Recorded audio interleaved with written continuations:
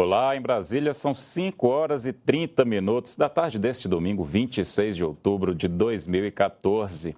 Dia em que os brasileiros escolhem em segundo turno 14 governadores e presidente da República. E a TV Senado está no ar com a cobertura das eleições 2014. Agora vamos saber como está a apuração no estado do Rio Grande do Sul, onde os candidatos José Ivo Sartori, do PMDB, e o governador Tarso Genro, do PT, que tenta a reeleição, travam um duelo neste segundo turno. De lá, fala ao vivo o repórter Everton Lima. Boa tarde, Everton. Boa tarde, Hermes. Olha, o dia foi bastante tranquilo aqui durante a eleição desse segundo turno. Foram registradas apenas 5 prisões por crime eleitoral aqui no estado, especialmente boca de urna, e o total de ocorrências foi de 40 em todo o estado. E o TRE também comemora uma diminuição aí no número de urnas que precisaram ser trocadas no segundo turno em comparação com o primeiro. Segundo o tribunal, foram trocadas 207 urnas nas 26.437 sessões eleitorais aqui do estado, um número menor que no primeiro turno, que precisou de 262 intervenções por falhas nos equipamentos. Agora, outro ponto positivo também nessa campanha, uma curiosidade também aqui de Porto Alegre, é a limpeza das ruas, que no primeiro turno, mais de 45 toneladas de lixo entre panfletos, placas e cavaletes acabaram sendo retiradas aí até a madrugada depois do término da eleição do primeiro turno, e dessa vez por um acordo entre a Justiça Eleitoral aqui do Rio Grande do Sul e os partidos. Em Porto Alegre não houve panfletagem durante esses últimos dias e a madrugada de hoje, o que deixou um cenário bem melhor para que o eleitor se deslocasse aí sem tantos papéis nas ruas para ir votar então nas suas sessões eleitorais. A boca de urna aqui aconteceu, já foi divulgado pelo Ibope, uma boca de urna que mostra Sartori com 58% da intenção dos votos e Tarso Genro então com 42% dos votos válidos. É claro que se tratando das pesquisas últimas aí, não é algo que pode ser levado ao pé da letra, porque o próprio Sartori, no primeiro turno, acabou em todas as pesquisas ao longo do primeiro turno, antes da eleição, ficando em terceiro lugar, o que depois da eleição se mostrou um equívoco, já que ele foi o candidato mais votado da eleição. Mas, de qualquer maneira, no início da apuração aqui no Rio Grande do Sul, já quase 5% das urnas já foram apuradas e Sartori, de fato, está na frente, mas ainda tem muita água para rolar. O governador aqui do estado deve ser conhecido mesmo oficialmente por volta das 19 horas, 19h30, segundo o TRE. Obrigado pelas informações, Everton Lima, direto de Porto Alegre. E vamos agora ao vivo com o repórter Dante Ascioli, que está no Tribunal Superior Eleitoral. Dante. Boa tarde, Hermes. Boa tarde a todos. Vamos começar agora com o Giuseppe Janino, secretário de Tecnologia da Informação aqui do TSE. Giuseppe, boa tarde. Temos alguns números aqui sobre urnas substituídas durante o dia. Foram 2.823 urnas substituídas até agora. Isso representa 0,65% do total de equipamentos. Minha dúvida é o que motivou a substituição dessas urnas? Que tipo de problemas elas apresentaram? Bom, esse é um trabalho que nós chamamos de contingência. Quando uma urna para de funcionar, nós temos um procedimento de contingência para justamente dar continuidade ao processo eletrônico. O procedimento de contingência, basicamente, consiste em tirar os cartões de memória da urna que entrou em pane e colocar numa urna reserva. Se colocando os cartões numa urna reserva, se liga e ela parte a funcionar justamente do ponto onde deixou de funcionar. Então, essas substituições são justamente para garantir que o processo continue eletrônico do início ao fim. Em 2 casos, a substituição não foi suficiente, né? A gente tem voto manual, se não me engano, em São Paulo e em Minas Gerais. O que aconteceu nesses casos? Bom, nesses casos é onde o procedimento de substituição das urnas não não funciona, não obtém sucesso. Se há, por exemplo, problemas que estão vinculados basicamente às mídias, isso impede que a substituição da urna tenha sucesso na continuidade. Então houve, nessas mais de 2.000 substituições, apenas 2 casos que não tiveram sucesso e aí sim tiveram que ir para o procedimento manual. Lá no primeiro turno, uma queixa dos eleitores foi com relação à biometria. Muita gente tentou repetidas vezes votar e não teve sucesso. Como é que está sendo? Que tipo de balanço você pode fazer com relação ao segundo turno, nesse caso especificamente?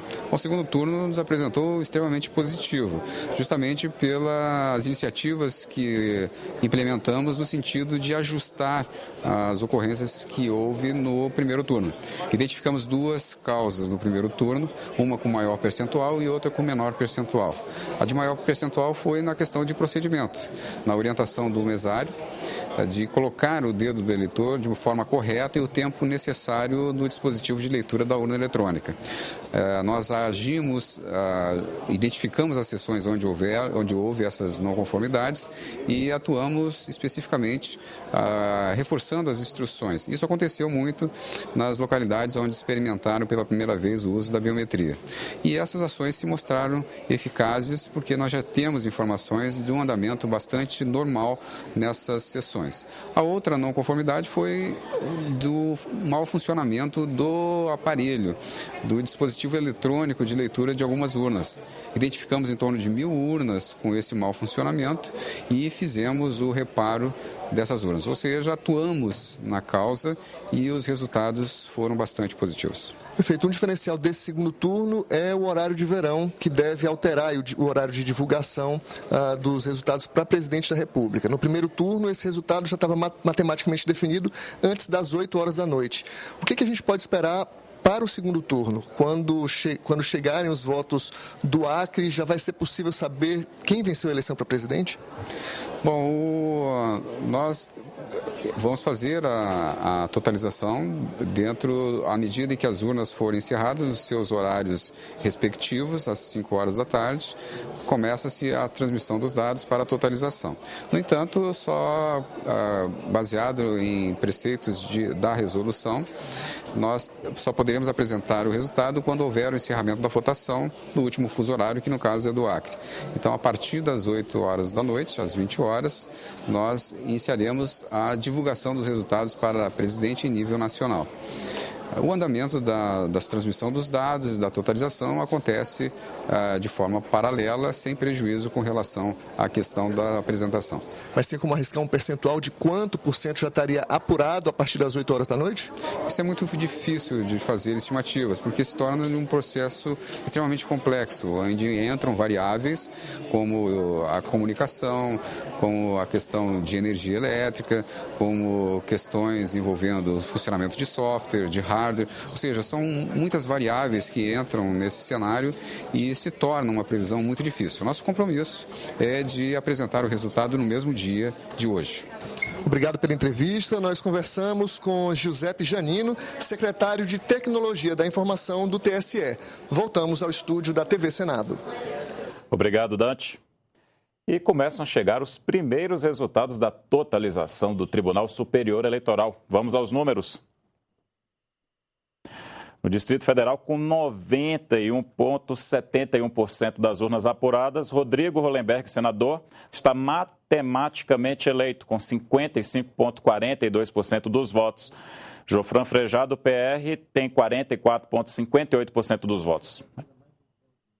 No Rio Grande do Sul, com 22,17% das urnas apuradas, José Ivo Sartori, do PMDB, tem 63,73% dos votos e Tarso Genro, 36,27% dos votos. Tarso Genro, governador pelo PT.